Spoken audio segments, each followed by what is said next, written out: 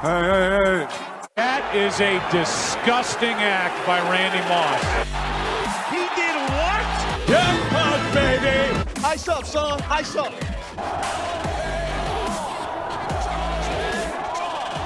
That is blasphemous. You can put it on the board. Yes.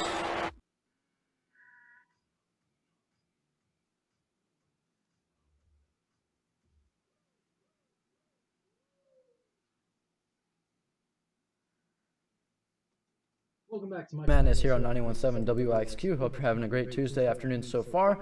We got special guest Zach Beatty joining us here as we close out Mike's Madness today with the final hour of action.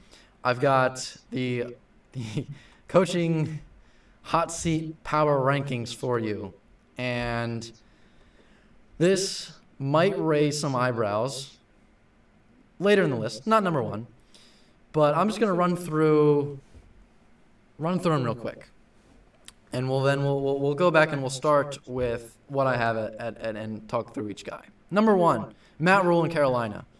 I think that's pretty. That's a lock. Yeah, he's gone. Number two, Josh McDaniels in Vegas. Seeming to be quite a lock. Number three, Nathaniel Hackett in Denver.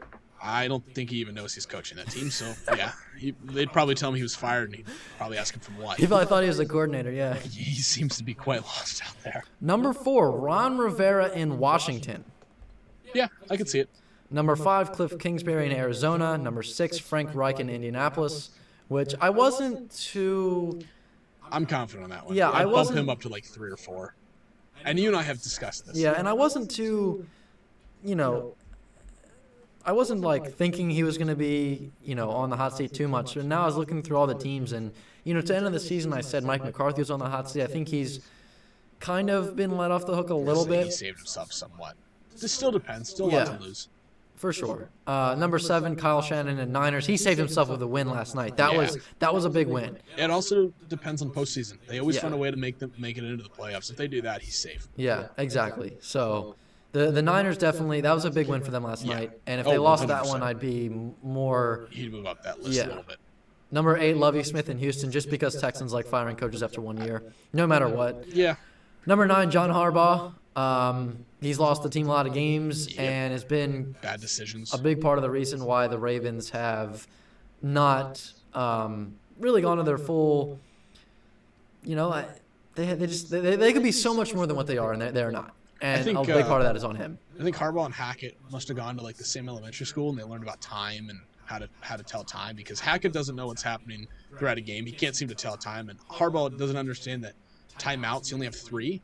So I think when you use a timeout, it stops the time, and I don't think he's figured that out yet, because he likes to use those pretty quickly. I think he also didn't learn math correctly, where you only have 3, not like 8. And in my classes this week, we've talked about the marshmallow experiment quite a lot, and that's a pretty common thing. I'm sure you've heard of that before. Yeah. I think Harbaugh was the kid that ate the marshmallow, and didn't wait for another one to come. He ate the marshmallow. He was like, "Oh, good, I like this." Timeouts. Yeah, whatever. They grow on trees. Yeah. I get 3 more next time. Yeah, right? Yeah. And then number 10, Brandon Staley in the Chargers. I think not living up to expectations. Yes, there's that, and I think he's going to have 1 more year due to the injuries. I think that's kind of giving him a bit of a redo. And he's weird. Last year he was too aggressive, which lost them that last game of the regular season. They didn't get to the playoffs. He called a timeout. He wanted to win the game. Even though they tied the game, they would have made it to the playoffs. He made some interesting calls last year, and he was too aggressive, and that got him under some heat. This year, he thought, okay, I'm not going to be as aggressive, and now he's too conservative, and they're not doing enough. So he hasn't found that. Maybe 1 more year, and he'll find that happy medium. But as of now, yeah, I'd put him on the hot seat. I think he'll be here, but he'll be here next year. But it's going to be, he's going to have, some things he's going to have to do. He's going to put some weight on his shoulders. He's going to have to figure it out. And I think honorable mention, before we go back to the top and break these down, honorable mention I think is going to be the Bears coach. But I don't think there's a lot. I think... Was that Eberflus, right? Yeah. Matt Eberflus. And I think the reason that he's not really on the top 10 list is I don't think anybody was really expecting much out of the Bears this year. You look at all 10 of these teams, and there was at least, maybe except for the Texans, maybe somewhat of an expectation for them to do well. I mean, I said heading this season, as we go back to number 1 for Matt Rule, I was heading into the season saying the Panthers were a playoff team because they had the talent on paper, and now they're 1-3, and somehow they've taken Baker Mayfield, who was decent in Cleveland, DJ Moore, who's a good wide receiver, Robbie Anderson, who's a decent second option. They have Christian McCaffrey, who's still healthy somehow. A record-breaking year for him. Oh, yes. And the defense isn't awful, but it's not amazing. Like, they're middle of the pack type of defense, and they're 1-3, and they're one of the worst teams in the league. They're looking forward to Sam Darnold coming back. I mean, how bad do you have to be to look forward to him coming back? Yeah. No, I agree. Yeah. I think, when you're looking forward to Sam Darnold coming back, you have a problem. Yeah. It's time to consult help. Yes. And I do want to throw in, too, which you and I have discussed somewhat, as honorable mentions, not more firings, but more forced resignations in Pete Carroll and Bill Belichick. Now, again, I sound absolutely idiotic when I say that, but I mean more in the aspect that I think both teams are rebuilding, especially Seahawks. I think they're going to draft a quarterback, and they're going to want to, he would not be fired in any way, shape, or form. But it would be more, I think it's time that we part ways. But we'll see. Again, it fully depends, and neither one of those coaches, they are Hall of Fame coaches. Neither one would ever be fired. But I think it's almost time that they start to find their way, out that door. Especially Pete Carroll. Bill Belichick probably has another couple seasons in there because it's Belichick. But I think Pete Carroll's going to start to, find his way out of there slowly but surely. We'll agree to disagree on that one. I know.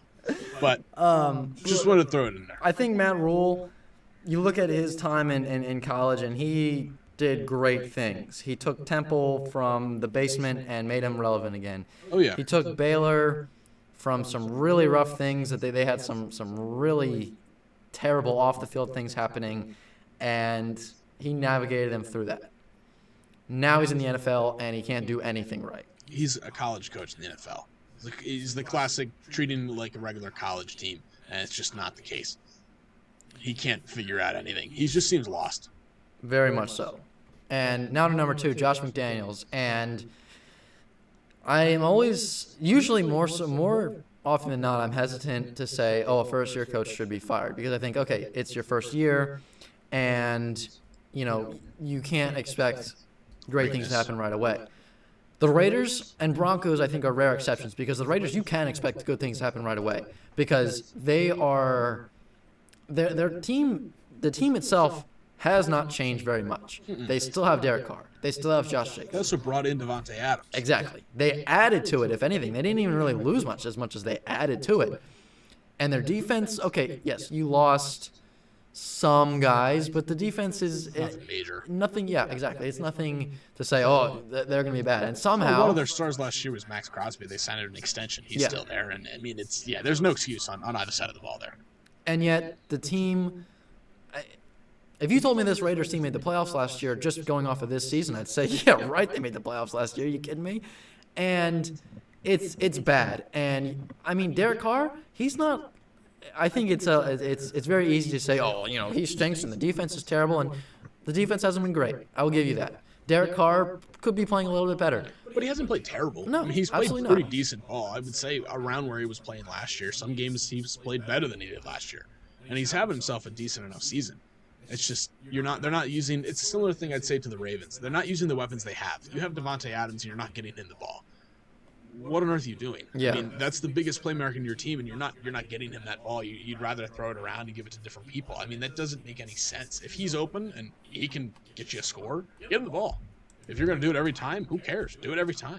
Keep doing it until Adams they stop is you. exactly. I mean, that is the star player in their team. Get him the ball, and they're not doing that. It makes no sense.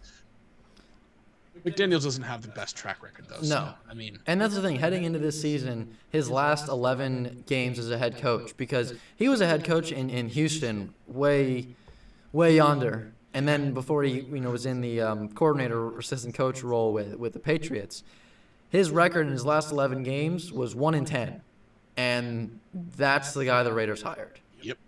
And now I will say that team was also very bad. I mean, they didn't really have much they were bringing to the table. So, I mean, you could take that into consideration. But there's no excuse in the Raiders. No, absolutely not. They have a great run. They're one of the better rosters in the league.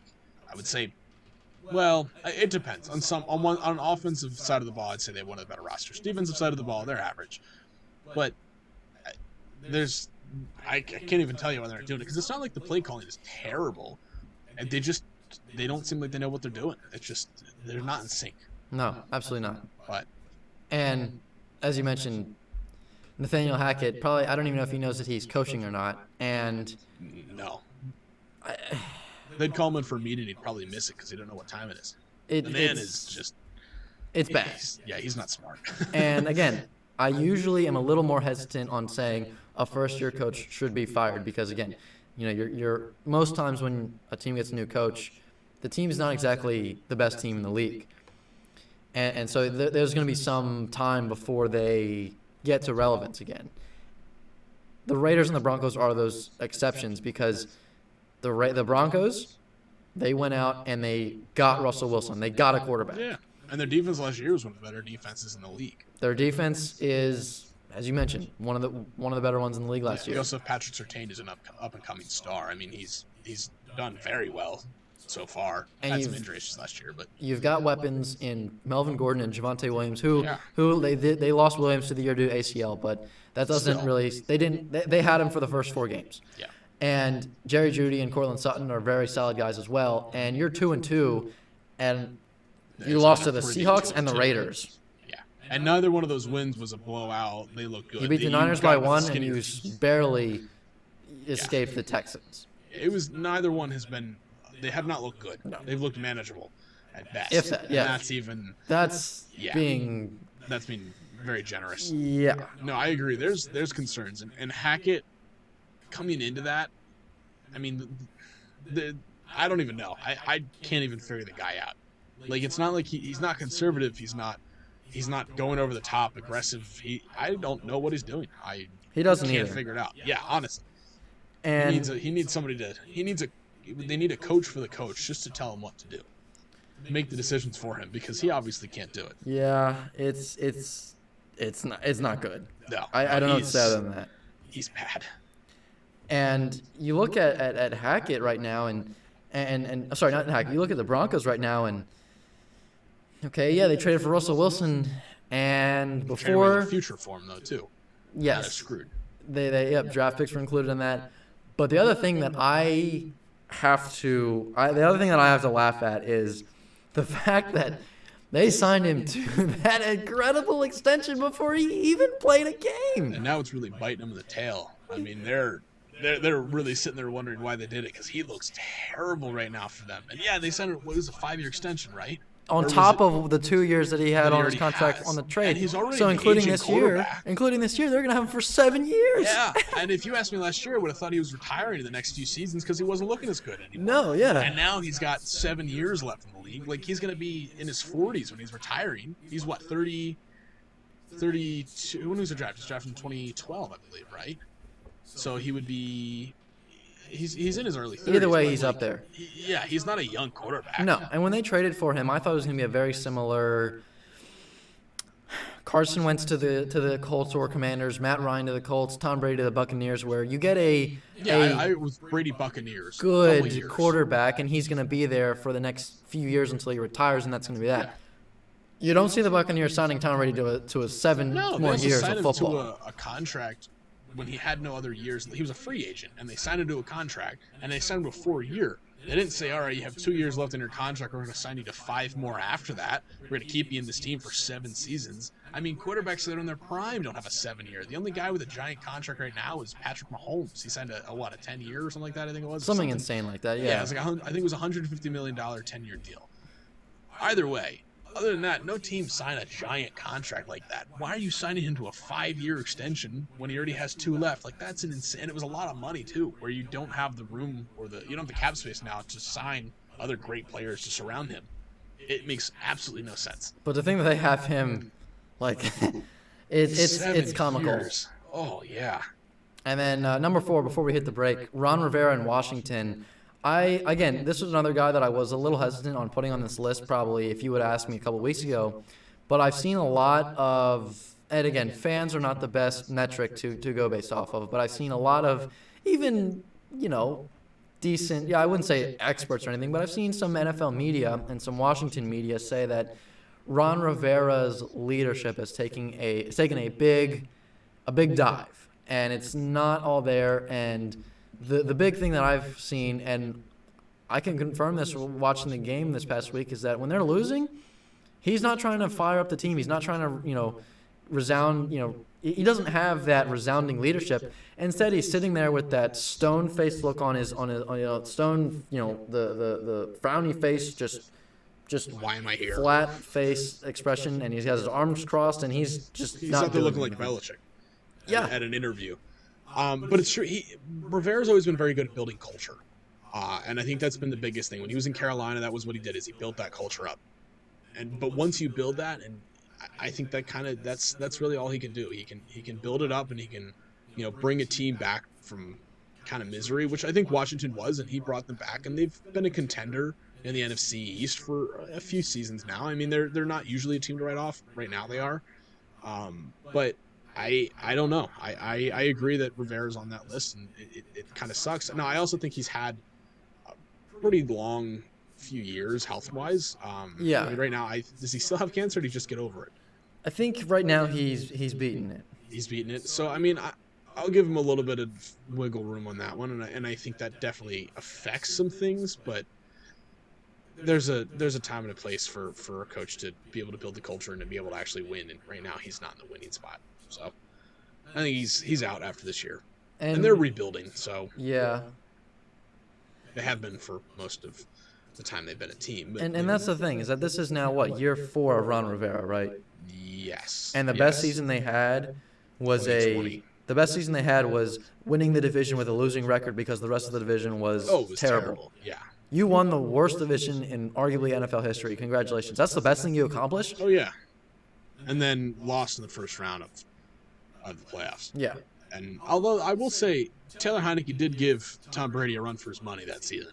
So I mean, take from that what you may, but I think usually after 4 years of coaching, you should be able to get somewhere. There should be improvement. At least a winning record.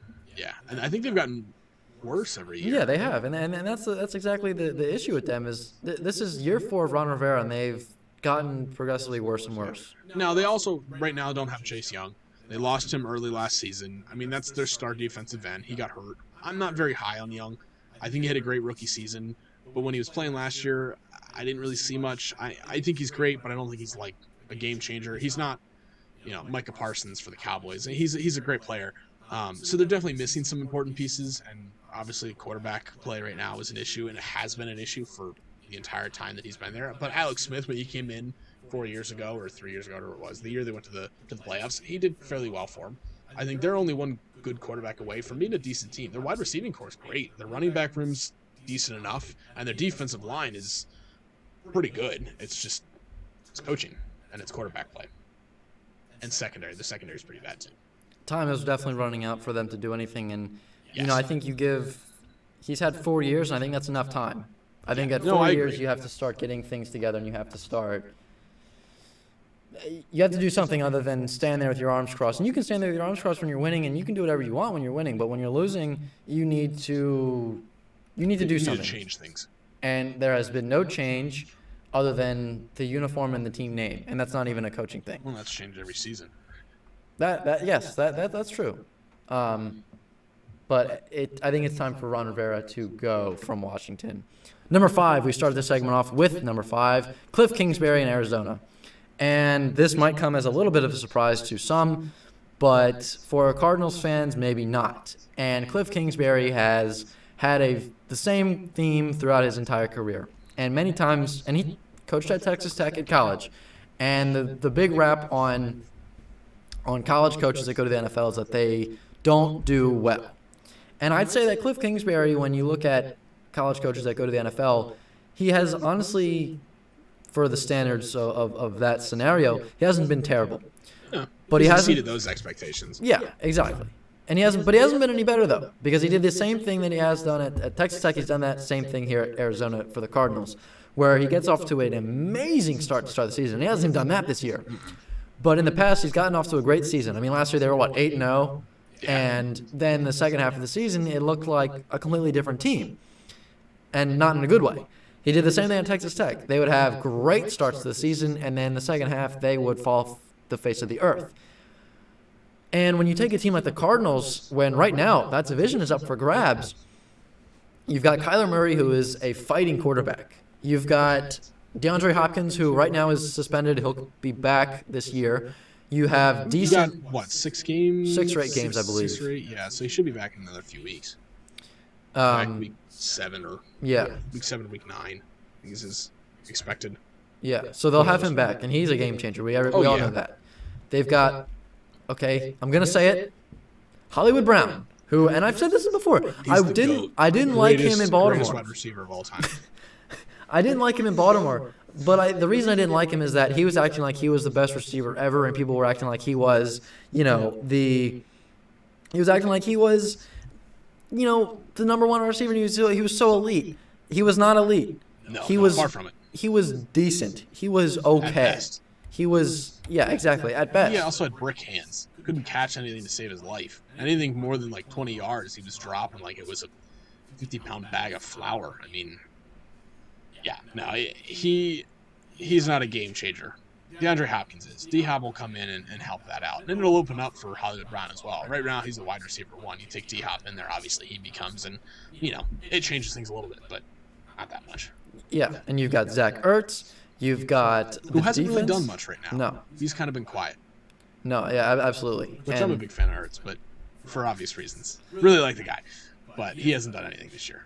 Yeah, and I mean, you look at the whole team, and the team itself hasn't really done too much either. And they're 2-2, but they're not. Their wins are not necessarily impressive. I mean, they beat the Raiders because Renfro fumbled, and they beat the Panthers because the Panthers, pretty much. And the defense is not terrible either. And you have a decent team on paper. And I get it. What's on paper doesn't matter when you play the game. I understand that, but you have a good roster, and to be 2-2 right now has to feel very frustrating. And in those losses, they didn't look good.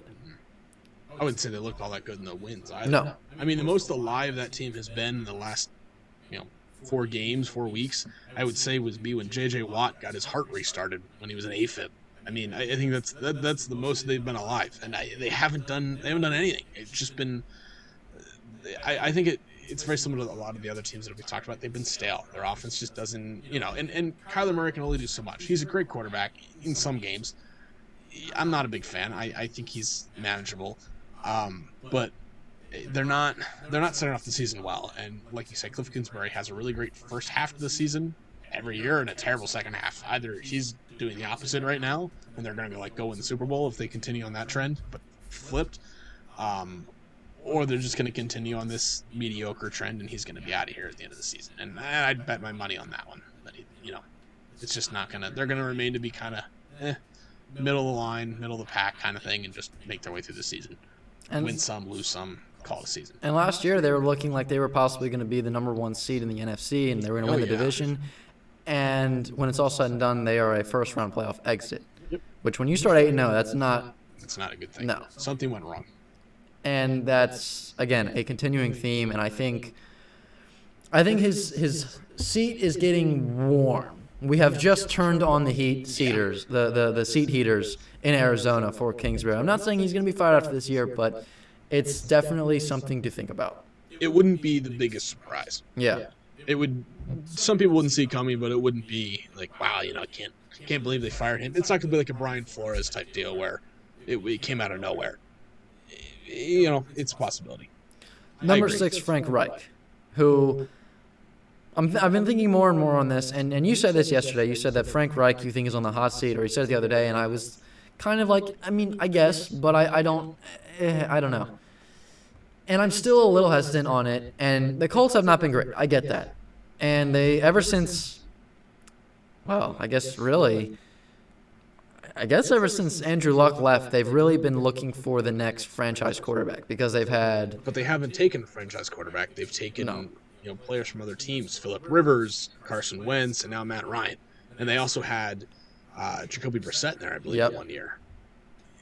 I don't know. I don't understand their decision making. And whether that is, and you had said this, that Frank Reich was kind of the, I guess I'll say the ambassador in bringing in Wentz and Ryan. But that shows poor ownership, because who's making the decisions around here? Is it the owner and the GM and everything? Or are you letting the head coach of a football team dictate who plays for your team? And I understand that coaches will put their input in, but they shouldn't be making the decisions. No, but the coaches, that's who they're going to play for that coach. So I think in that way, it fully relies on Wright. And if it's not working out, then, they have to change some things up. Last year, they had a fantastic running game with Jonathan Taylor. Where's that this year? Taylor isn't doing anything. They're not even running the ball. It's not like it's not like Jonathan Taylor's having a bad year. They're not even giving him the opportunities to go out there. They're trying to throw the ball with Matt Ryan, who honestly, statistically speaking, is not having a terrible season. Stat-wise, he's decent. Yeah, he's like top 10 stats. If you watch a game, he's not. But I think Frank Wright has made some very bad decisions, and he has kind of had a lot of influence of who's coming in on the team from the quarterback standpoint. And he was a big believer in Carson Wentz. If I were the owner of the Colts and he had said, Wentz is the guy, we need to bring him in, we're going to give a first-round pick, I think it was a first-round pick and a third or first and a fourth or something like that, and we're going to sign his giant contract. And then he comes in and he does nothing, and we miss the playoffs solely because of him as a player, and then we trade him away and we lost a first-round pick for nothing. I'd be like, all right, you're done. You're out of here. And that would have been it after last season because he's the one that vouched for him. And now he brought Nick Foles back, and I think he's going off of prior success, and that's just how Frank Wright is. And he's not very willing to change. And I understand the fact that you want to influence, and coaches will influence who they want to play for their team. I get that. But when you're, again, the front office, when you're letting the coaching make all the decisions, when you're letting the coach make every single decision, that to me is not the best course of action to take because he's the coach, not the GM and not the owner. However, if Frank Reich is to say that I want Carson Wentz and I want Matt Ryan, you know what I say as the owner? And if he's pressing on it that hard, I say, okay, fine. You're going to get those guys, but it's going to be your job to mold them in and have a successful season, which hasn't happened. So I think it's a failure all around. Oh, yeah. Well, and the other thing I want to put out there with the Colts is they don't have that culture. They've kind of lost their place. They absolutely. Don't seem to be out there. They're not the power team that they were before. They don't seem to really know. They don't have an identity. And they don't really seem to go out there and want to win. They just go out there, they play their snaps, they get off the field. To quote one of my more favorite movies, Remember the Titans, there's a line by Julius in the movie, and he says, attitude reflects leadership. And I think it's a prime example where they don't have that attitude to go out there and win and play hard. And who do you blame on that? Do you blame Frank Wright? Do you blame Matt Ryan? Who is it? And on top of that, this team has had a different quarterback every year for the last 4 years. That's difficult to have sustained success when you're having a different guy lead the team every year. That chemistry with the wide receiver, running back, with the offensive line. Like you said, it's difficult. So who do you blame that on? Do you blame that on the quarterbacks and them not coming in and playing to the top of their ability? Do you blame it on the coach? Do you blame it on the owner and the GM? Or, like you said, is it all around? I think it is all Somebody around. has I think to it's a take little blame. bit of everybody. Yeah. And as you said, somebody has to take the blame, and nobody is right now. And I think that's a big problem. The easiest person to take is Frank Wright because you can fire him and you can move on and you can say he was the problem. Mm-hmm. And that's, I think, what they're going to do. And so I have Shanahan, Smith, Harbaugh, and Staley on the rest of the list. Not too much to say that we haven't said already about Harbaugh and Staley and Lovie Smith. Lovie Smith, I don't think he's necessarily seriously going to get fired. I just think that with the way the Texans are, who knows? They can make it to the playoffs and still fire Lovie Smith. Yeah. They just kind of do whatever. And Brandon Staley, I think he's going to get kind of a do-over with all the injuries this year, and I think he's going to get another shot. And I think it's going to be a very similar thing where we look at kind of a Ron Rivera thing where it's like, okay, you had 4 years and you didn't do anything. Because now this is what Staley's third year? Second year. Yeah, Last second year he year. was a first-year head coach. Yeah, so yeah, this is the second. I'm saying, yeah, if he gets a do-over year, then next year would be his third year. Yeah. See, I think next year will be his final if they don't make the playoffs, because there's still a decent chance, a pretty good chance they make the playoffs this year. I mean, they're playing fine. Yeah. Not great. They're not living up to expectations. But if they make the playoffs this year, I think he'll be okay. If they don't, he's on the hot seat starting next season. Yeah. Sure. For the roster they have to not be able to win big, he'll be on the hot seat. They have not lived up to expectations, but I think the easy out and the easy thing to say is that injuries, and I mean, for ownership, what are you going to say? You should have taken, and it's not just like one injury. It's a very similar thing to the Ravens last year where it was like everybody was hurt. So what are you going to tell the coach? You need to take all the backups and, exactly go win the championship? No, you're not going to say that. You're going to say, okay, this is a year. And an injury to your star quarterback is very difficult to get back from. I mean, his rib I think he broke 2 ribs or something like that, or fracture. It's something weird. But either way, it's going to be very difficult for him to throw a deep ball, which is kind of where he makes his money. So they finally got Eckler going yesterday. Eckler had a great game. But, when you have some injuries to your star players, it's going to take you a little bit more time to figure it out. And once they do, they'll be okay. And once Herbert comes back healthy as can be, he's getting there. But he's still not his normal self. But I agree. Same with him as Wright. Is somebody needs to take, the blame for it. Who's it going to be? And so back to the Niners, because I think that we're just going to go back there. And no, I agree exactly with what you said about the Chargers and Staley and everything there. But last night's win for the Niners was huge, because if they lost that game, they're 1-3 with essentially the same team that went to the NFC Championship last season. And again, Lance was the starting quarterback for the first few weeks. Not the decision I would have made. No. But now Jimmy G is the quarterback. Mm-hmm. And Lance is out for season, right? Yep. He's done, yeah. And Jimmy G looked pretty good in the win over Seattle a couple weeks ago. Last week, he didn't look very good in the loss to Denver. Last night, he looked better. Yeah, I was going to say, he made he overthrew a lot in the first half. And I turned it off after that because I just was all footballed out for the week. But I would say that there's definitely improvement. There's a marginal amount of improvement from him and Trey Lance. I mean, it's night and day. Trey Lance is... I think we've seen all we need to see out of Trey Lance. It's like him and Jordan Love, I would say, are on the same base there, where, they had a lot of hype and they could have been great, but they're not. And they're going to be a backup for their entire career. And, yeah, I think Trey Lance, it would be generous if he was, he'd be... he's a Taysom Hill kind of guy, I think. Not even that, because Taysom Hill always serves a purpose. Well, that's true. And Taysom Hill's got some more muscles where he can do more things. But I would say that's about the only way that Niners are going to be able to use him.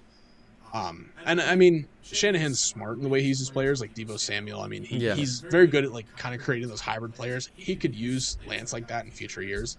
I doubt it. And I do as well. I think they'll draft another quarterback this year. I think so, because I don't think Jimmy G's sticking around. No. After you signed him back for a 1-year deal and said, hey, you're going to be the backup to Trey Lance, I feel like that's kind of... Yeah.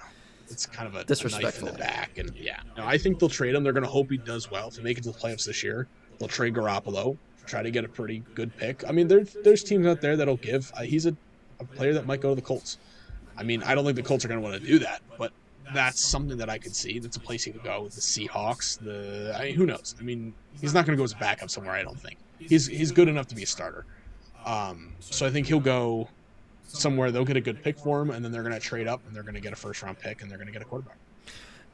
And the Niners here are in a very interesting spot because Jimmy G, this is, I believe, his 1-year deal is like this year. Yeah, so if they're going to trade him, they would have to do it probably before the deadline. Well, exactly. But they're not going to do that if they are in contention for a playoff spot. That's true. I did honestly so forget about that. there's and I was thinking about this last night because I was watching the Niners and I was like, well, if they win, they're still like they're kind of alive. Yeah. If they lose, it's next week's a must-win week. And I think come trade deadline, if the Niners are just pretty clear that they're not going to make the playoffs, I think they would probably trade Jimmy G to get a pick and get something. And there's a lot of teams that would still probably take him. I'd say Panthers. Oh, there's plenty of teams that would take him. Panthers would take him. Seahawks wouldn't. I think they're very happy right now with their quarterback. Also, play. would you take a quarterback from a rival team? No, and they're not going to trade him there, obviously, for that reason. But there was talks early in the season of him going to Seattle because I don't think the Niners look at him like a threat. Yeah. I mean, he's really not. It works in Shanahan's offense because it's a very simple-minded offense. Would he do as well elsewhere? It's up for discussion. Texans might. Although they seem to like Davis Mills, but I don't think he's getting the job done. Who else might take? Colts could. I don't see that. There's a lot of places. Like you said, there's a lot of places he could go. But I don't know. We'll have to wait and see what happens in that one. But And if they're staying in playoff contention, they're obviously going to keep him. And yeah. I mean, look, I think if the Niners can make it to the playoffs again, that single-handedly will save Shanahan from getting fired, because I think there's been some kind of discontent with the Niners this season, and even throughout the offseason after they make it to the NFC Championship, and you're talking about moving on from your quarterback. That confused a lot of people, including myself. Not many times do you make it to the NFC Championship, to the Conference Championship, And then a move play on. away from making it to the second Super Bowl in the Shanahan-Garoppolo pairing.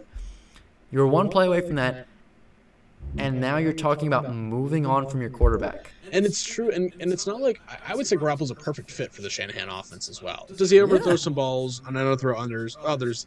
Yeah, he's not the best quarterback in the league. They don't but need he a game fits changer, that though, yeah. offense. And yeah, he's taken them. He almost took them to the second Super Bowl, as he said. He took them to one already, and they didn't get blown out. They were winning that Super Bowl for the first half, and then the Chiefs had a miraculous comeback.